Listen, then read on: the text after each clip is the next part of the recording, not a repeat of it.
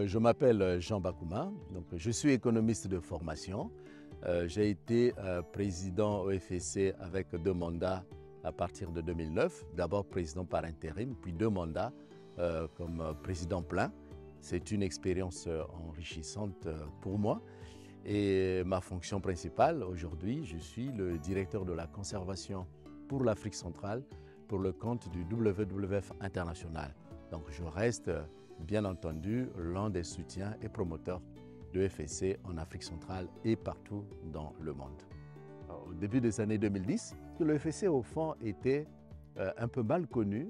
Pour certains, c'était la certification pour les forêts tropicales. Pour d'autres, c'était que la certification de l'industrie papetière et qui n'était pas adaptée aux forêts européennes. Tout ceci, en fait, résultait d'une mauvaise connaissance du FSC.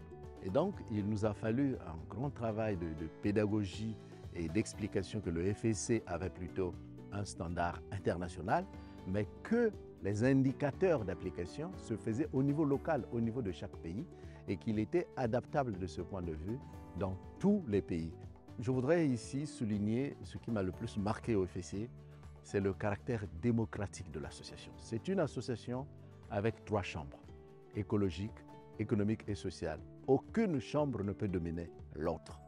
Donc ça, c'est déjà cet équilibre des pouvoirs est quelque chose d'important pour la crédibilité du système. C'est le premier point. Le deuxième point, c'est un système qui est basé sur la performance. On fait la gestion forestière pour être performant en matière de durabilité, ce qui nécessite qu'au début, de faire un état des lieux, d'où on part pour savoir d'où on arrive. Donc on a des cibles pour ça. Et ça, c'est ce que moi j'ai remarqué au FSC. Pourquoi?